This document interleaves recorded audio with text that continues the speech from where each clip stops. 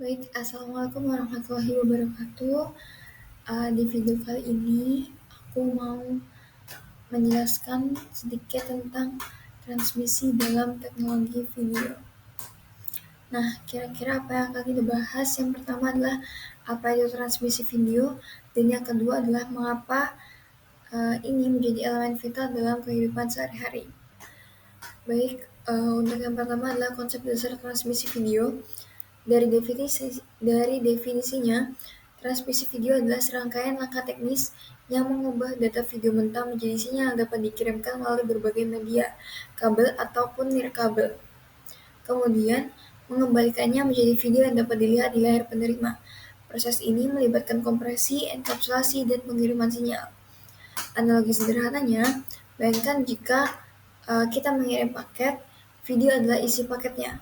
Proses enkapsulasi adalah saat kita membungkusnya, dan metode transmisi atau dari kabel atau nirkabel adalah kurir yang mengantarkan paket tersebut ke alamat tujuan.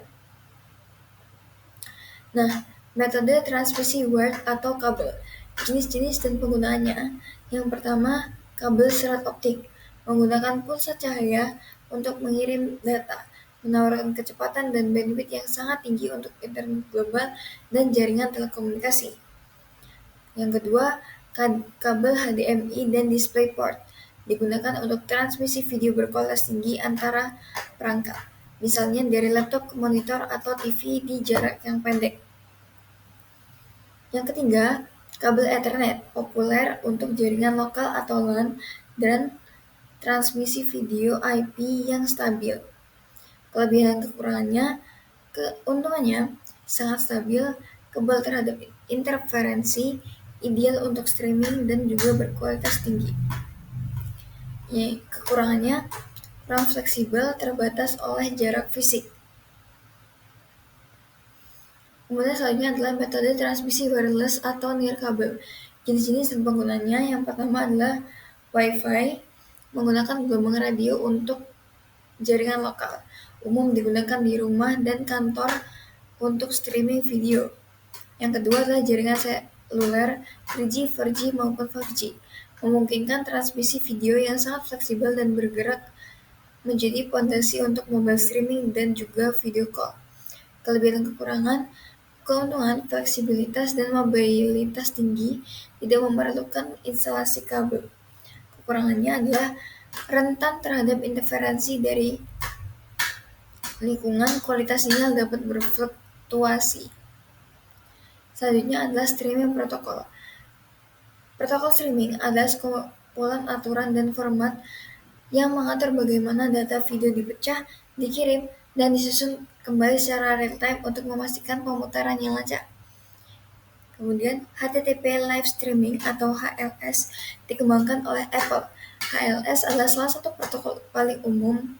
HLS memecah video menjadi segmen-segmen kecil dan menyediakan file playlist yang mengarahkan pemutar video untuk mengunduh segmen secara berurutan.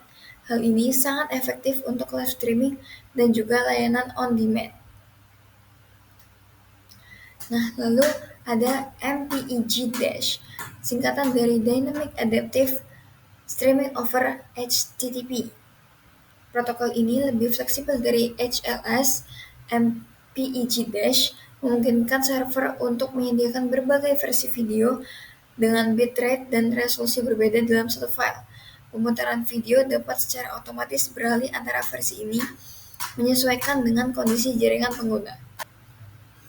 Kemudian, peran penting CDN atau Content Delivery Network. Fungsi utamanya adalah jaringan server yang tersebar secara geografis. Fungsinya menyimpan salinan konten video di server yang lebih dekat dengan pengguna akhir. Mengapa CDN sangat penting?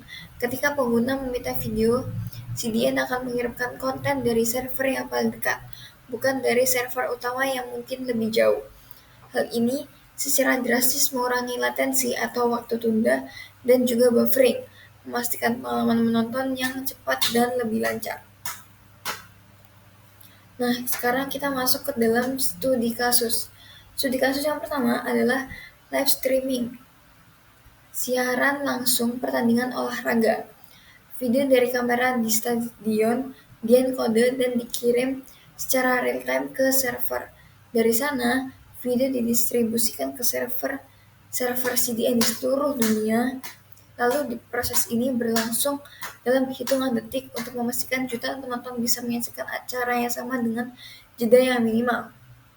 Transmisi video pada live streaming sangat berfokus pada kecepatan dan minimnya delay. Nah, studi kasus yang kedua adalah video on demand atau VOD, seperti Netflix atau YouTube.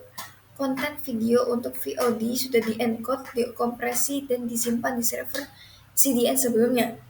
Ketika Anda menekan tombol play, video dikirim dari server yang paling dekat dengan lokasi Anda. Ini memungkinkan Anda untuk memutar, memajukan, atau memundurkan video dengan instan. Fokus transmisi di VOD adalah kecepatan akses dan ketersediaan. Lalu studi kasus yang terakhir ada komunikasi real-time seperti Zoom atau Google Meet.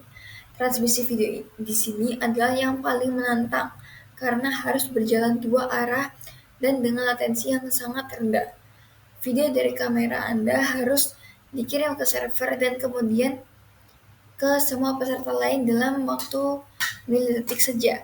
Protokol yang digunakan dirancang khusus untuk mengurangi delay agar percakapan terasa lebih alami. Lalu masuklah kita ke bagian kesimpulan. Transmisi video adalah tulang punggung teknologi video modern. Tanpa transmisi, streaming video, video call, atau sekedar mengunggah video ke YouTube akan sangat sulit untuk dilakukan. Kemudian teknologi ini juga menjembatani antara konten berkualitas tinggi dengan keterbatasan jaringan dan penyimpanan yang kita miliki. Transmisi adalah alasan utama mengapa kita bisa terhubung dengan dunia melalui video kapanpun dan dimanapun. Lalu sekian pemaparan dari saya. Jika ada salah kata, mohon maaf dan terima kasih atas perhatian yang telah diberikan. Wassalamualaikum warahmatullahi wabarakatuh.